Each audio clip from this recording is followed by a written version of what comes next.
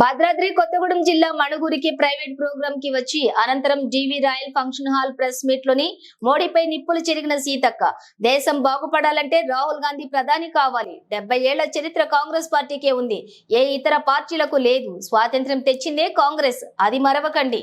ఈ సమావేశంలో పాల్గొన్న మంత్రి Dhansiri Seethakka, Mahabubabad parliament Congress party MP అభ్యర్థి పోరిక బలరాం నాయక్, పెనపాక ఎమ్మెల్యే పాయం వెంకటేశ్వర్లు, ఉమ్మడి ఖమ్మం జిల్లా డిసిసిబి డైరెక్టర్ తుళ్ళూరి బ్రహ్మయ్య ఈ సందర్భంగా మంత్రి సీతక్కకి శాలువలతోటి సత్కరించి స్థానిక ఎమ్మెల్యే పాయం వెంకటేశ్వర్లు ఘనంగా సత్కరించారు.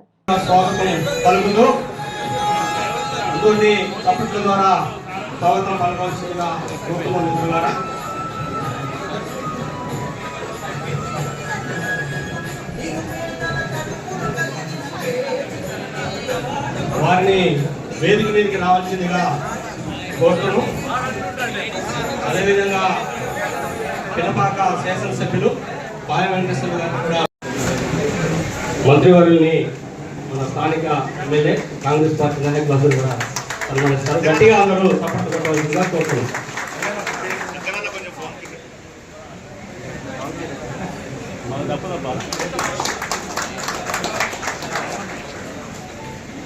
నమస్కారం. ప్రెస్ మీట్కి వచ్చిన సోదరులకు, అక్కలకు, చెల్లెలకు, అందరికీ, మీడియా సోదరులకు, ప్రింట్ మీడియా, ఎలక్ట్రానిక్ మీడియా సోదరులకు అందరికీ కూడా పేరు పేరున ధన్యవాదాలు. అలాగనే గౌరవనీయులైన పెద్దలు, మంత్రివర్యులు సీతక్క గారు, వేదికపై ఉన్న పెద్దలందరికీ, అలాగనే ఈ సభ అధ్యక్షులు, అలాగనే ఈ నియోజకవర్గానికి ఎమ్మెల్యే అయిన పాయమన్న గారికి పేరు పేరున ధన్యవాదాలు. అలాగనే గౌరవనీయులు బ్రహ్మన్న గారికి, వేదిక పైన మండల ప్రెసిడెంట్ గారికి, మన డిసిసి ప్రెసిడెంట్ ములుగు అశోక్ అన్న గారికి, మండల ప్రెసిడెంట్ గాంధీ గారికి, అన్న పిసిసి గౌరవనీయులైన చక్రవర్తి గారికి, పిసిసి సభ్యులైన చక్రవర్తి అన్న గారికి, గాంధీ గారికి, అందరికీ మండల ప్రెసిడెంట్, టౌన్ ప్రెసిడెంట్, మైనార్టీ అందరికీ పేరు పేరున, అక్కలకు, చెల్లెలకు అందరికీ కూడా పేరు పేరున ధన్యవాదాలు. మీరు లోగడ ఎలక్షన్ వస్తేనే కాదు, నేను అప్పుడు 5 సంవత్సరాలు 3 సంవత్సరాలు మంత్రిగా ఉన్నప్పుడు కానీ, ఎంపీగా ఉన్నప్పుడు కానీ, మీ పినపాక నియోజకవర్గానికి నేను పనులు చేశానా లేదా ముఖ్యమైన పాయింట్. దాని తర్వాత ఇద్దరు ఎంపీలు, టిఆర్ఎస్ బిఆర్ఎస్ ఎంపీలు ఇద్దరు అయినరు. మరి వాళ్ళిద్దరు ఎంపీలు కూడా ఈ రోజు పోటీలో ఉన్నారు. ఎక్కడైనా తట్టెడు మట్టి పోసిన ఘనత ఉందా? ఇవాళ మీకు మణుగూరు నుంచి సికింద్రాబాద్ కేసే ప్యాసింజర్ ఆ రోజులో లేకపోయినా నేను ఇవ్వడం జరిగింది. ఆ రోజులో ఈ మన మెయిన్ రోడ్ ఏది నడుస్తుందో ఈ రోడ్ కూడా ఆ రోజులో నేను ఇవ్వడం జరిగింది. బుర్గంపాటు ఏడు నాగారం, దాని తర్వాత అశోపురం కూడా రోడ్డు కూడా నేను ఇవ్వడం జరిగింది. ఈ చుట్టుపక్కల ఉన్న ప్రాంతాలన్నీ కూడా 2000 కోట్లతో తెచ్చి నేను డెవలప్మెంట్ చేయడం జరిగింది. గుండాలతో Yellandu, Yellandu to Gundala, Gundala to Pasara, model schools, కేంద్ర విద్యాలయాలు, ఏకలవ్య స్కూల్స్ కూడా చేయడం జరిగింది. ఇక్కడ పినపాక నియోజకవర్గానికి గ్యాస్ కనెక్షన్ అప్పుడు దొరకకపోతే గ్యాసులు ఎన్ని ఇచ్చారో మా మీడియా సోదరులు ఎక్కువ తెలుసు. ఆయన ఉండి ఆయన వాడుకుంటున్నాడు. సరే, అదొక భాగం. ఇంకోటి ఏంటంటే ఈ నియోజకవర్గానికి తప్పకుండా నేను, గౌరవనీయుల మంత్రి గారు, అలాగనే ఇక్కడ నియోజకవర్గం పాయం గారు, పాయమన్న గారు, మేమందరం కలిసి కూడా తప్పకుండా ఈసారి మీరు నాకు తప్పకుండా చేతి గుర్తు కేసి గెలిపించవలసిందిగా కోరుతున్నాను. దానితో పాటు నాకు ఓటేస్తే మీరు రాహుల్ గాంధీకి ఓటేసినట్టే. నాకు ఓటేస్తే రాహుల్ గాంధీకి మీరు ప్రధాని చేసినట్టే. మీరు నాకు ఓటేసినా అది రాహుల్ గాంధీ చేసినట్టే. 2 ఓట్లు వేసినట్టే. మీరు ఒక్క ఓటే కాదు. నాకు ఓటేస్తే ప్రధాని చేసినట్టే కదా ఆయనకు. కాబట్టి నాకేసిన ఓటే ఆయనకు వేసినట్టు. ఇవాళ పోడు భూముల చట్టాలు కానీ, ఈ 6 డిక్లరేషన్స్ కానీ, 5 డిక్లరేషన్ ఆల్రెడీ ఇచ్చేసాం. ఇంకో డిక్లరేషన్ ఇవ్వవలసింది ఉన్నది. కాబట్టి అది కూడా అయిపోతుంది. ఎలక్షన్ కోడ్ వచ్చింది కాబట్టి ఆగిపోతుంది. మిగతా వివరాలన్నీ గౌరవనీయుల మంత్రివర్యులు సీతక్క గారు మాట్లాడతారు. కానీ 2 విషయాలు నేను మాట్లాడతా. ఏదైనా ఎల్డబ్ల్యూ స్కీమ్ కానీ, 100 రోజుల పని కానీ, ఇవన్నీ కూడా మేమే తెచ్చినాం. ముఖ్యంగా నేను ఒకటే 2 విషయాలు చెప్తున్నా. ఆ రోజుల్లో ఐటీసీ మీ ఒక పినపాక నియోజకవర్గంలో ఉన్న ఐటీసీకి ఆ రోజుల్లో నేను దాదాపుగా 40 కోట్ల రూపాయలు ల్యాండ్ ఎక్విజిషన్ చేసి అట్టే ఉంది. ఏంది 9th ప్లాంట్ 8th ప్లాంట్ అయిపోయింది. 9th ప్లాంట్ కూడా నేనే తీసుకొచ్చిన. 9th plant 10th plant 11th plant పెట్టడానికి ప్రాజెక్ట్ అయిపోతుంది.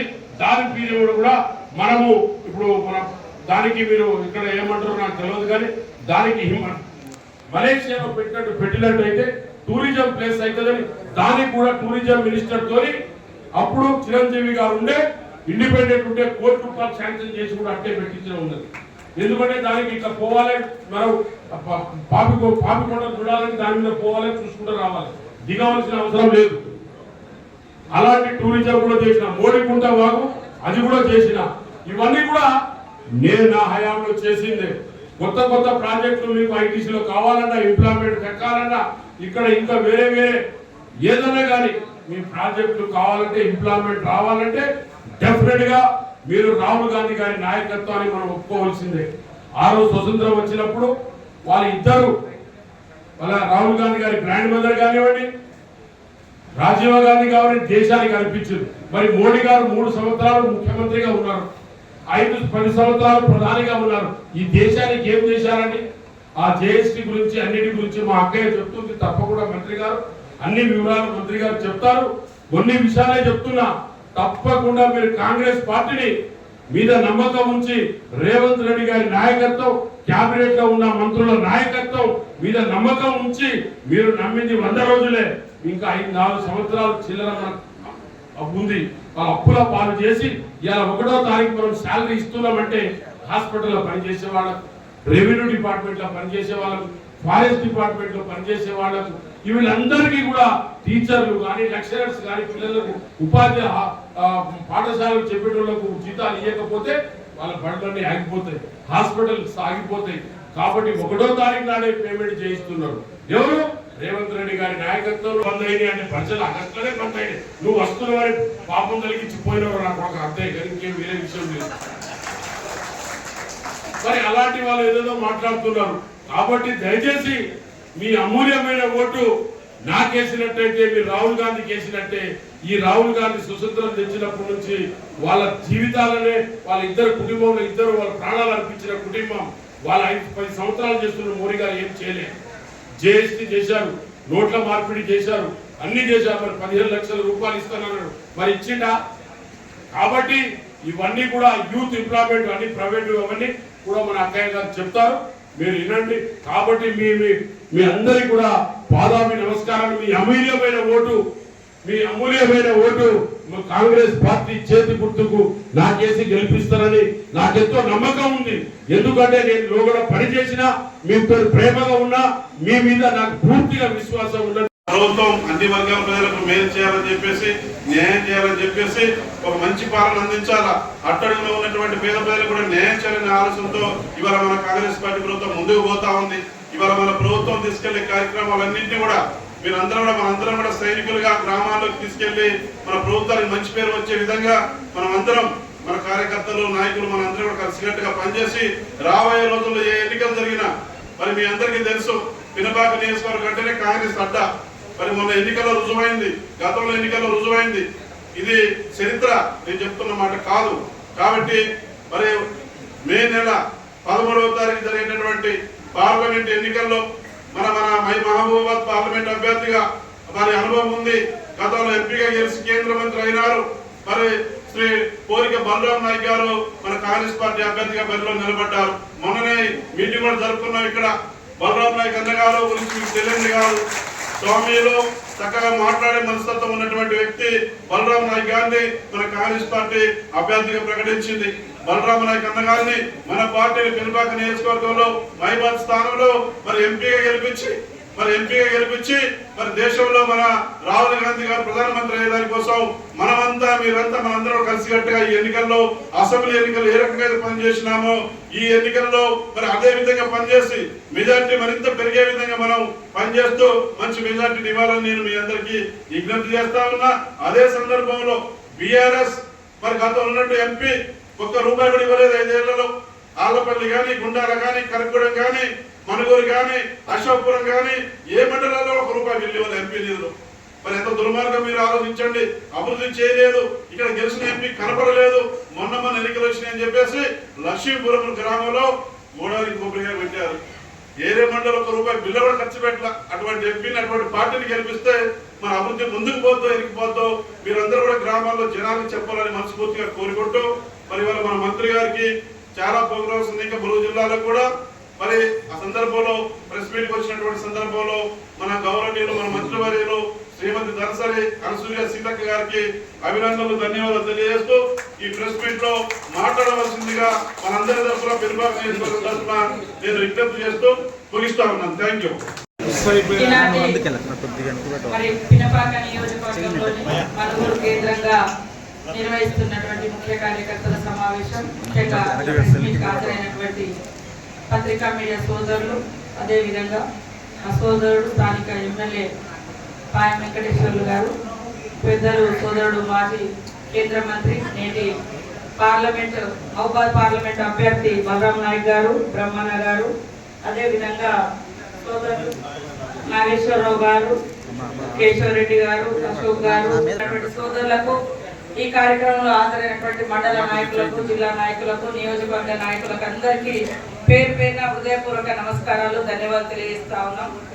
ఈరోజు జరుగుతున్నటువంటి ఎన్నికలు, ఈ దేశం జరుగుతున్నటువంటి ఎన్నికలు తరతరాలుగా అణచబడ్డటువంటి వర్గాలకు ఆత్మ గౌరవాన్ని ఇచ్చేటువంటి రాజ్యాంగం ఉండాలా మార్చాలా అనేటువంటి చర్చ జరుగుతున్న తరుణంలో జరుగుతున్నటువంటి ఎన్నికలు భారతదేశానికి ఒక ఆత్మ గౌరవాన్ని, భారతదేశ ఆత్మ గౌరవ పతాకగా నిలిచినటువంటి భారత రాజ్యాంగాన్ని మార్చాలన్నటువంటి కుట్రలను ఛేదించే విధంగా మరి కాంగ్రెస్ పార్టీ పోరాడుతుంటే మనుధర్మ శాస్త్రాన్ని యుగ యుగాల నాడు మహిళలను, అట్టడుగు వర్గాలను, మానవులను అందరినీ అణచివేసి ఒకే ఒక వర్గం మాత్రమే బాగుండాలనేటువంటి సిద్ధాంతాన్ని తీసుకొచ్చినటువంటి మనుధర్మ శాస్త్రాన్ని మళ్ళీ ముందుకు తీసుకురానటువంటి కుట్రతో జరుగుతున్నటువంటి ఎన్నికలు.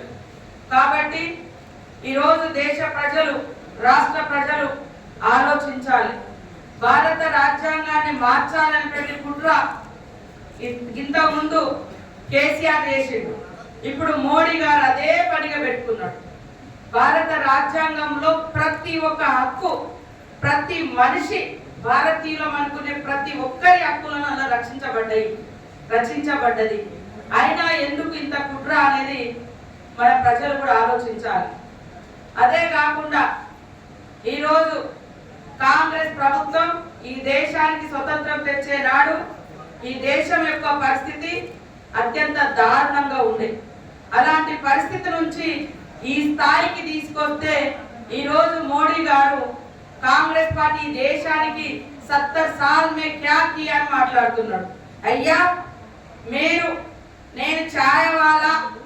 ఛాయ్ రైల్వే స్టేషన్ లో అమ్ముకొని బతికినా అని చెప్పుకునే ప్లాట్ఫామ్ రైల్వేలు తీసుకొచ్చింది కాంగ్రెస్ ప్రభుత్వం. ఇవాళ మీరు ఒక ఛాయ్ వాళ్ళగా ఉండి ఈ దేశానికి ప్రధానమంత్రి అయ్యే విధంగా ప్రజాస్వామ్యం పర్రవిల్లింది, అవకాశం ఇచ్చింది అంటే అది కాంగ్రెస్ పార్టీ రూపొందించినటువంటి గొప్ప ప్రజాస్వామ్యం. ఈరోజు మాట్లాడితే పాకిస్తాన్ తో పోలుస్తున్నారు. పాకిస్తాన్ తో మన దేశాన్ని పోల్చి ఈ దేశం యొక్క గౌరవాన్ని కుల రాజకీయాలకు, మత రాజకీయాలకు, అధికారం కోసం పాకిస్తాన్ తో భారతదేశం యొక్క ఔన్నత్యాన్ని పోల్చి మన దేశ గౌరవాన్ని తగ్గిస్తున్నారు మోడీ గారు. పాకిస్తాన్ స్థాయిలో భారతదేశం లేదు అనేటువంటి విషయాన్ని గుర్తుపెట్టుకోవాలి. ఎలక్షన్లు రాగానే సైనికుల సమస్యలు, లేదా సైనిక మరణాలు, లేదా ఛాయ్ వాళ్ళ, లేదా పాకిస్తాన్. 10 ఏళ్ల బీజేపీ పాలనలో మీరు ఏం అభివృద్ధి చేసిరో ఎందుకు చెప్పడం లేదు? మీరు ఈ దేశం కోసం ఏం చట్టాలు తీసుకొచ్చిరు, దేశాన్ని ఏం ఉద్ధరించిరని చెప్పకుండా పాకిస్తాన్ తో మనకు పోటీ అని కంపారిజన్ చేయడం అంటే భారతదేశం స్థాయిని తగ్గించడమే. ఇవాళ మన పోటీ అగ్రరాజ్యాలతోటి, అమెరికా లాంటి దేశాలతోటి మనం పోటీ పడాల్సినటువంటి స్థానంలో ఉంటే ఓట్ల రాజకీయం కోసం, ప్రజల మధ్య విభేదాలు సృష్టించడం కోసం, మత విద్వేషాలు రెచ్చగొట్టడం కోసం పాకిస్తాన్ లాంటి చిన్న దేశంతో భారతదేశం యొక్క ప్రజాస్వామిక దేశాన్ని, సెక్యులరిజం దేశాన్ని, మరి ఈ ప్రపంచంలోని అత్యున్నతమైనటువంటి రాజ్యాంగం ఉన్నటువంటి దేశాన్ని కంపారిజన్ చేయడం అంటే భారతదేశ ఔన్నత్యాన్ని, ఆత్మగౌరవాన్ని కించపరచడమే, అవమానపరచడమే. ఇది భారతీయులందరూ కూడా గుర్తు పెట్టుకోవాలి. ఎందుకు పదే పదే పాకిస్తాన్ తీసుకొస్తున్నారు? ఇది గారి గురించి నేను ఒకటి చెప్పదలుచుకున్నా. బలరాం నాయక్ గారు అందరి వ్యక్తి. ఈ కులము ఆ కులము, ఈ మతము ఆ మతము, ఈ ప్రాంతం ఆ ప్రాంతం అని కాకుండా ఆయనకి ఇచ్చిన డ్యూటీ 5 సంవత్సరాలు కేంద్ర మంత్రిగా ఈ యొక్క పార్లమెంట్ కోసం ప్రాంతాలకు అతీతంగా, కులాలకు అతీతంగా అభివృద్ధి లక్ష్యంగా పనిచేసినటువంటి నాయకుడు, మచ్చలేని నాయకుడు. చిన్నోడు పిలిచినా పెద్దోళ్ళు పిలిచినా అన్న అంటే మరి ఉన్నా అని వచ్చేటువంటి వ్యక్తి. కాబట్టి ఇవాళ వాళ్ళిద్దరిని చూసిరు పార్లమెంట్ అభ్యర్థులుగా బీఆర్ఎస్ బీజేపీ. వాళ్ళ పాలన చూసిరు, వాళ్ళ అభివృద్ధి అభ్యర్థుల యొక్క ఎంపీలుగా ఉండి ఈ ప్రాంతాలకు ఏం చేసిరో చూసిరు. ఒక్కటంటే ఒకటి వారు ఏమన్నా చేసిరా? బలరాం నాయక్ గారు నేను చెప్పదలుచుకున్నా. నేను అప్పుడు టీడీపీలో ఎమ్మెల్యేగా ఉన్నప్పుడు కూడా మరి ఆయన ఈ ప్రాంతంలో దాదాపుగా ఈ అటవీ ప్రాంతానికి 2000 కోట్ల రూపాయలు తీసుకొచ్చిండు. మేజర్ రోడ్లు వచ్చినాయి, మేజర్ బ్రిడ్జీలు వచ్చినాయి, మేజర్ అంగన్వాడీ సెంటర్లు వచ్చినాయి, పెద్ద ఎత్తున మోడల్ స్కూల్ వచ్చినాయి, ఏకలవ్య వచ్చినాయి. అదే విధంగా కాంగ్రెస్ ప్రభుత్వం తెచ్చినటువంటి 100 రోజుల పని, అటవీ హక్కుల చట్టం, సమాచార హక్కు చట్టం, ఆహార భద్రతా చట్టం, విద్యా హక్కు చట్టం, ఇట్లాంటి ఎన్నో గొప్ప కాంగ్రెస్ ప్రభుత్వము మరి కేంద్ర మంత్రిగా బలరాం నాయక్ గారు ఉన్నప్పుడు ఈ దేశానికి, ఈ రాష్ట్రానికి, మన మహబూబాద్ ప్రాంతానికి వచ్చినాయి. మరి ఇప్పుడున్నటువంటి వాళ్ళ లెక్క వేరే రకాలుగా పాప ఆయనకు రాదు. బోలా శంకరుడు ఉన్నట్టు మాట్లాడతాడు, ఆయన దగ్గర ఉన్నటువంటిది అది. కాబట్టి వాళ్ళ పనికి ఆయన పనికి ఆకాశానికి భూమికి ఉన్నంత తేడా ఉంది.